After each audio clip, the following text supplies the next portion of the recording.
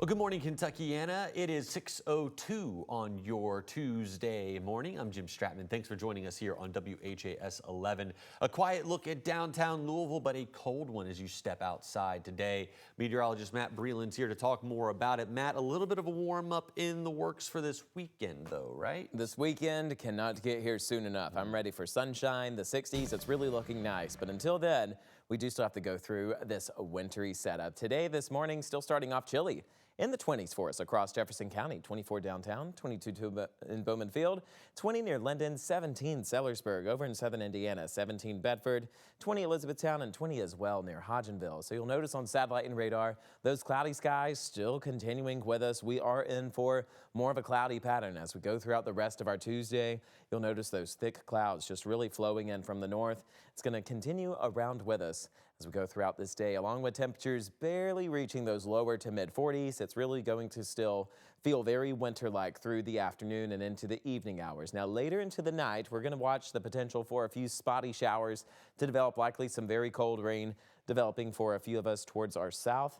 As we head into our Wednesday morning, though, those clouds are likely easing up. We'll see more sunshine arrive for our Wednesday morning ahead of the rain showers that we're tracking for Thursday. So on your way to school, those temperatures into the lower 20s. On your way back, not that much of an increase into the upper 30s with more clouds continuing with us. As we go throughout the day, as I mentioned, we're only going to see temperatures really into those lower to mid 40s with continuously cloudy skies. That's a look at your weather details for now. More coming up soon. Here's Matthew with an update of traffic.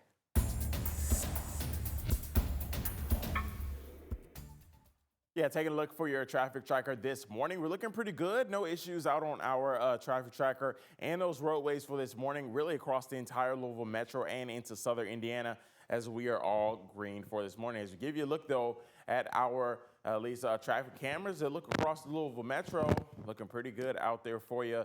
As most places along Horsborn Parkway, looking pretty good. Some little slower traffic along Brownsboro Road at the Waterson for this morning. We'll send it back over to you, Jim.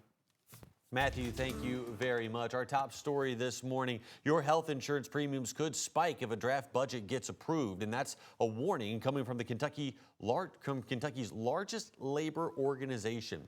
They say that state workers, including teachers, are at risk here. But Republicans in charge are pushing back on that and asking for patience.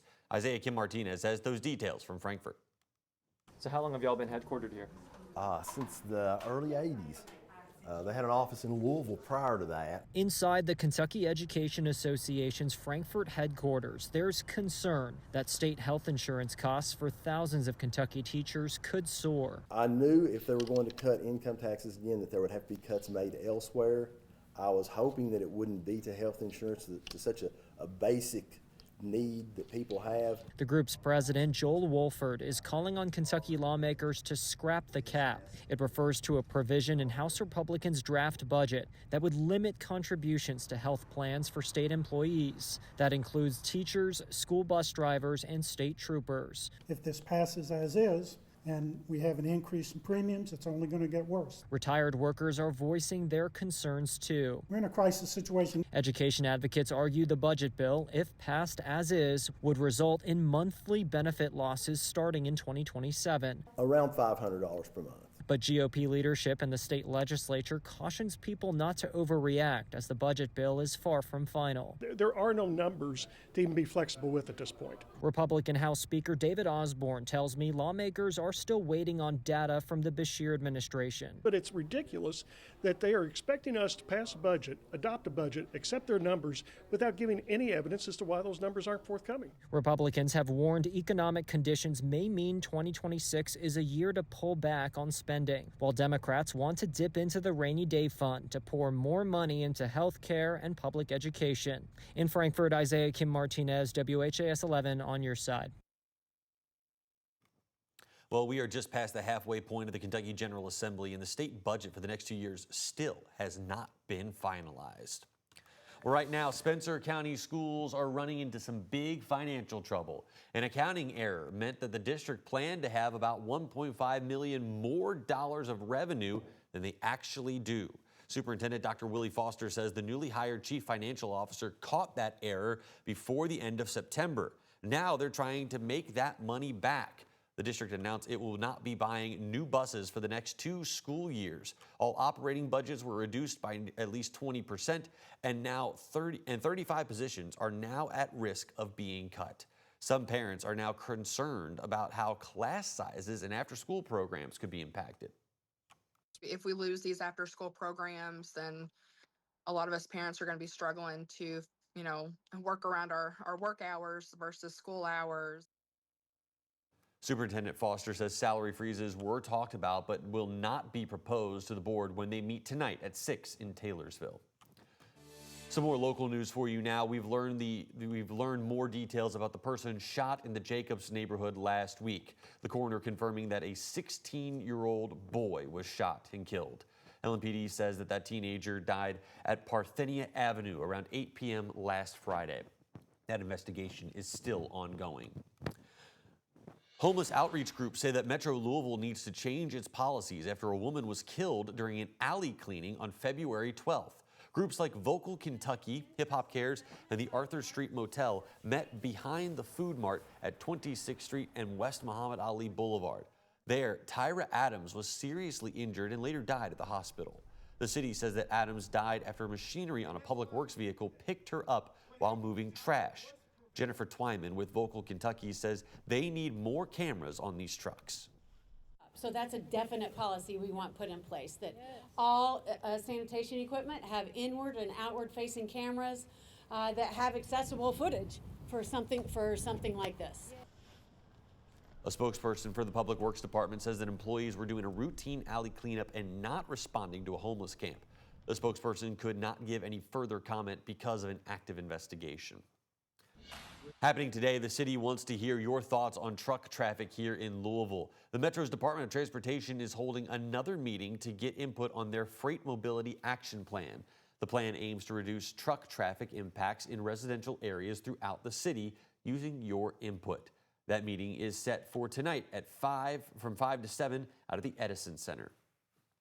And we are just 53 days away from Thunder over Louisville. The fireworks extravaganza is celebrating its big return by celebrating our country. This year's theme, Thunder in the USA. Thunder is back. Thunder organizers made that big announcement alongside Mayor Craig Greenberg and Governor Andy Beshear yesterday. This is what the show is going to look like this year. The male high school choir will kick things off at 3 p.m. with a rendition of the national anthem, Up on the Bridge. You'll also hear some music from the Broadway hit musical Hamilton. Plus, the 2nd Street Bridge will don both a rainbow and a giant American flag made of fireworks. Plus, Air Force veteran Paul Jones will be on the Galt House balcony saluting the American flag during that opening. Founding producer of the show, Wayne Hettinger, says that Jones, a World War II veteran, has a massive role to play.